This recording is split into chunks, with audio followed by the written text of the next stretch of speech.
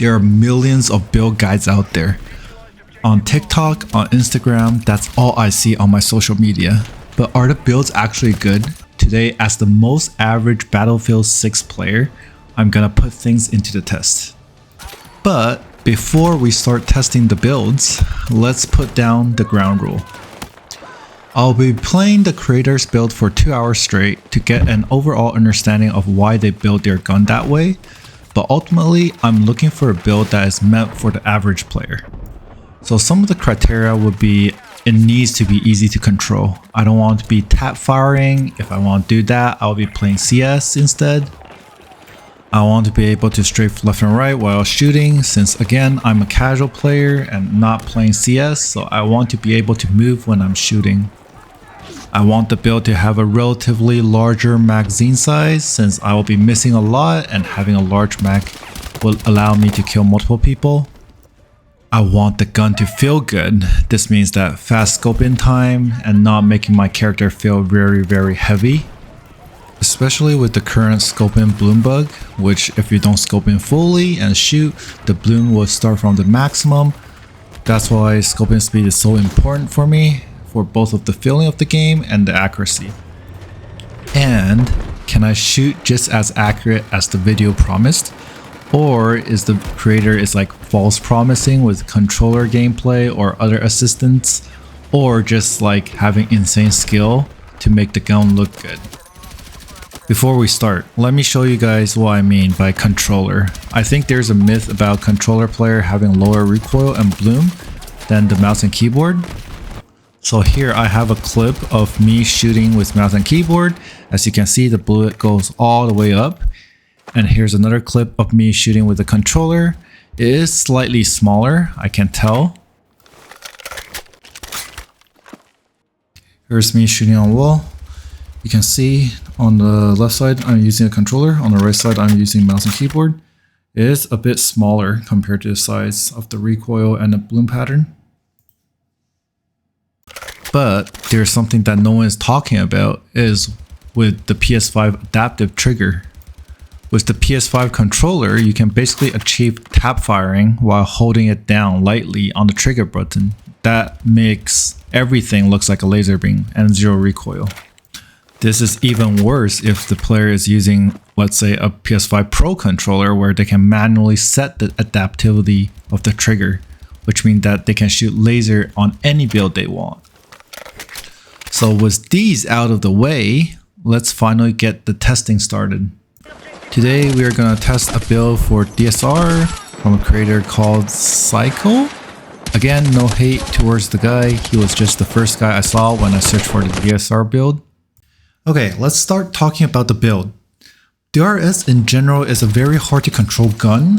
If you shoot it, it kind of goes all over the place. This build, the main setup here is the standard silencer, which reduces hipfire accuracy, but since you won't be hipfiring with LMG at all, this isn't much of a nerf. Standard barrel for shooting prolonged period of time. 6H64 vertical foregrip, which significantly improves the recoil at the cost of ADS accuracy while moving, and with the hollow point for headshot multiplier. But here's a big problem. This build is made for pros, not for the average player.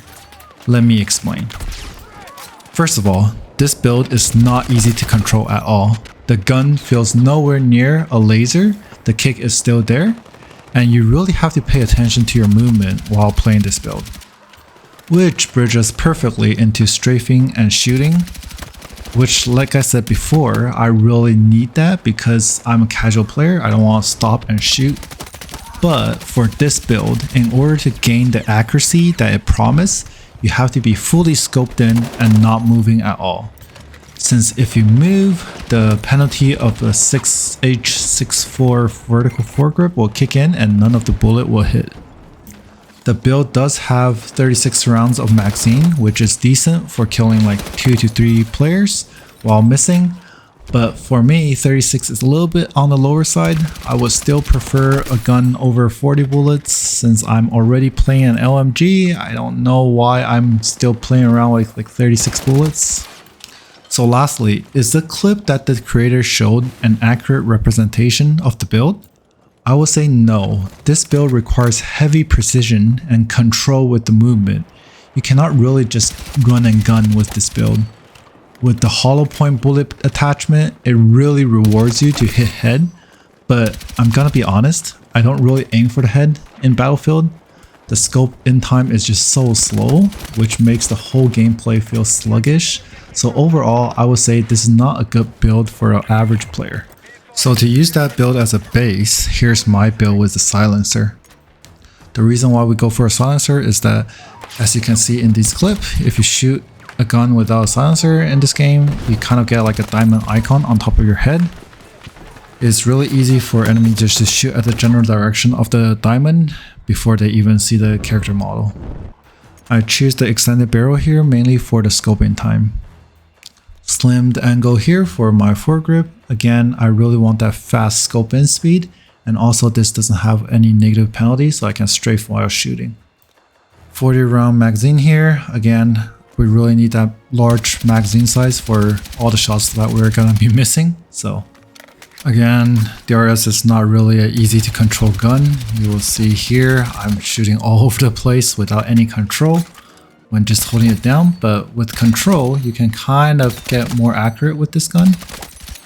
As you see here, I was kind of playing around between the CQB silencer and the normal silencer. Since you really don't hit fire in this build, I think the CQB silencer is just 10 point wasted, and I much prefer to use that 10 point on the magazine instead. This build is quite easy to play. There is not much of a penalty to anything that you're doing, so basically you can strafe and shoot all you want. The only thing that is penalizing you is hip firing. But with the fast scope in time, which is 250 in this case, and if you're playing a support, it makes the gun feels really snappy, and it just basically feels like playing any assault rifle or SMG. Let's say if you don't want to play like flank, you don't really like the silencer playstyle, you really want to sit back, res your team, and help play defensively, here's a build with the compensator.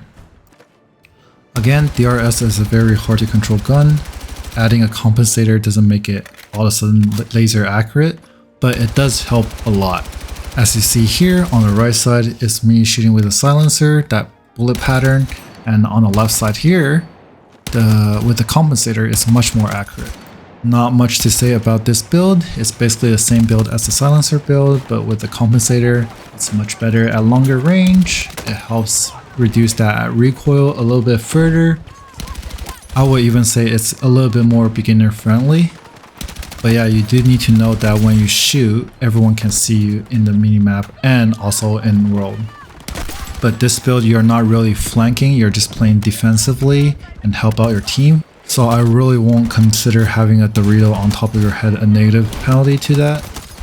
And since you really still have that snappy scope in time, it really makes the game feel really smooth and easy to play. So yeah, here's my take on the DRS builds. I hope you guys like it. The creator build is really good. It's just not really targeted for casual players. So I hope my build helps. Like and subscribe.